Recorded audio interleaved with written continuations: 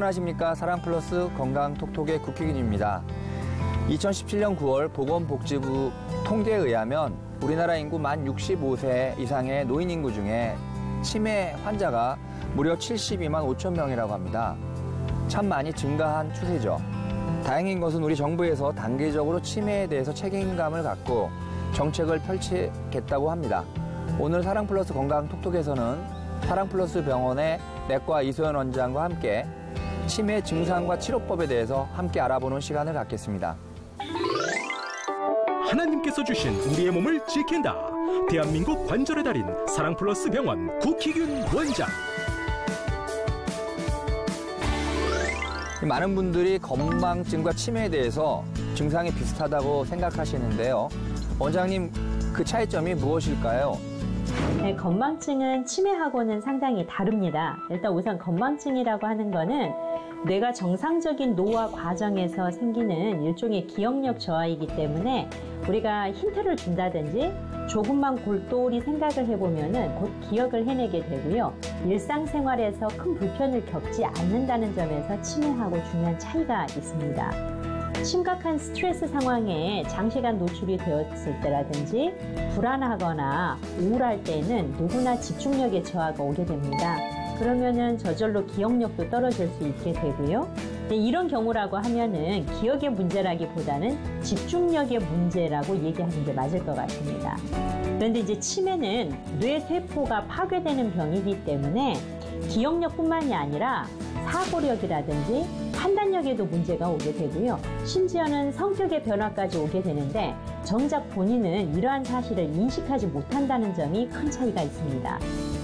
치매의 초기 증상 가운데서 가장 흔한 것이 그래도 기억장애이기 때문에 무언가를 잊어버리는 빈도가 너무 작다든지 절대로 잊어서는 안 되는 중요한 사실을 잊어버리는 증상이 나타난다면 우선은 치매를 검사해 보시는 것이 필요합니다.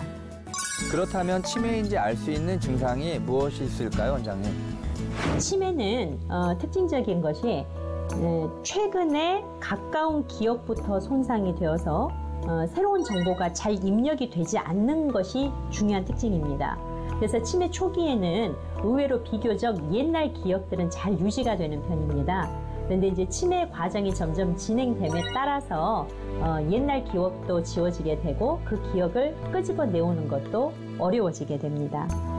치매 증상 가운데서 뭐 사람이라든지 사물의 이름을 잊어버리는 거 그것도 있지만 최근에 나누었던 대화 내용이라든지 최근에 만났던 사람, 최근에 일어났던 중요한 사건들까지도 그러한 사실 자체를 아예 기억하지 못합니다. 그리고 심지어는 방금 전에 나누었던 대화 내용인데 그게 기억이 되지 않으니까 같은 질문을 또 던지고 같은 말을 또 하고 하는 그렇게 되풀이하는 증상들이 나타날 수가 있습니다. 또 예전과 다르게 시간과 날짜를 잘 알지 못하고 매사에 의욕도 없어지고 무기력해지게 됩니다. 그리고 누가 내 돈을 훔쳐갔다, 배우자가 바람을 핀다 하면서 의심을 하는 것도 특징적인 증상 중에 하나고요. 또 한 가지 중요한 거는 늘 사용해오던 집의 여러 가전제품, 기구라든지 그런 물건들에 대해서 사용법을 헷갈리기 시작합니다. 공간지각력에 장애가 생기는 것도 상당히 중요해서요. 늘상 일정한 곳에 놓아두던 물건들을 엉뚱한 곳에 둔다든지 놓아둔 물건을 찾지 못하는 경우도 발생합니다. 그래서 잘 알던 길에서 길을 잃고 한참을 헤매다가 온다든지 오랫동안 살아왔던 집을 못 찾는 경우도 생길 수가 있습니다. 주변에서 보면 치매가 걸리면 계속 증상이 악화되고 심해지는 것이 아닐까 우려들 합니다. 과연 치매는 치료가 가능하겠습니까? 실제로 진단 과정을 통해서 치매의 원인을 정확하게 분석을 하게 되면은 그 원인에 따라서 치료 방법이 조금 달라지게 됩니다. 치매 가운데 한 10에서 15% 정도에서는 때로는 적절한 치료로 완치가 가능한 경우들도 있습니다. 실제로 제 진료실에 오셨던 분들 중에서도 이런 치료를 통해서 극적으로 좋아진 경우들도 있었습니다. 한 할아버지 한 분이 기억이 나는데요. 자세가 이렇게 앞으로 좀 구부정하고 발걸음도 질질 끌면서 이렇게 종종걸음을 쳐서 곧 쓰러질 것처럼 위태로워 보이는 할아버지였었어요. 요실금도 심하고 성격도 아주 괴팍하게 변했기 때문에 가족들이 많이 힘들어하시는 상황이었었거든요. 병원에 와서 이제 뇌 MRI를 찍어놓고 보니까 뇌 한가운데 뇌실이라고 하는 공간에 물이 꽉 차서 뇌가 눌림으로 인해서 나타나는 그런 수두증이라는 치매였었습니다. 그래서 이 수두증을 치료를 하고 난 후에 아주 좋아지셨었죠. 또 다른 경우들은요, 노인성 우울증 때문에 전반적으로 반응이 느려지게 되고 주변 상황에 대해서 무감각해지고 관심이 없어지게 되면은 그게 꼭 치매 증상으로 나타날 수가 있습니다.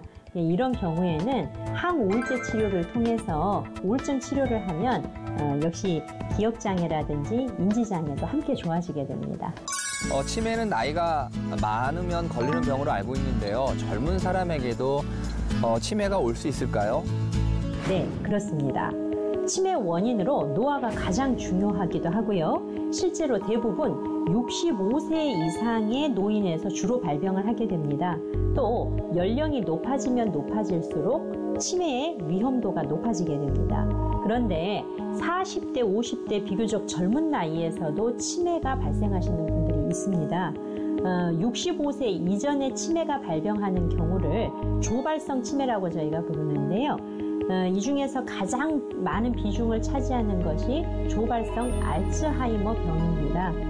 전체 치매 환자의 한 10%에 달한다고 하니까 상당한 수라고 할 수가 있습니다.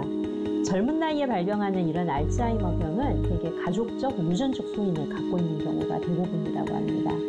그거 말고도요, 동맥경화 때문에 뇌로 가는 그 뇌혈관이 막히거나 좁아져서 나타나는 혈관성 치매도 젊은 나이에 올 수가 있습니다. 중풍이 원인일 수도 있고요. 작은 혈관들이 여기저기 산발적으로 반복적으로 막히게 되면은 중풍 같은 큰 사건이 없이도 혈관성 치매가 올 수 있습니다. 또 술 때문에 뇌신경세포가 손상이 되면 알코올성 치매도 드물지 않게 봅니다. 그래서 불과 40, 50대밖에 안 된 나이인데 치매를 앓고 있는 그런 안타까운 경우들을 종종 봅니다. 당연히들 치매에 걸리지 않으면 좋겠다 생각하시는데 치매를 예방할 수 있는 좋은 방법이 있겠습니까? 가장 중요한 거는 뇌세포에 손상을 가져올 수 있는 유해물질을 피하는 것이 무엇보다 중요할 겁니다. 특히 동맥경화를 일으키는 성인병을 잘 관리하는 것이 가장 중요하고요. 뇌로 가는 혈관을 막히게 하는 동맥경화의 주범이라고 할 수 있는 담배를 끊는 것이 무엇보다 중요합니다. 또 술이 뇌 신경세포에 직접적으로 손상을 줄 수 있다는 사실도 잊지 말아야 합니다.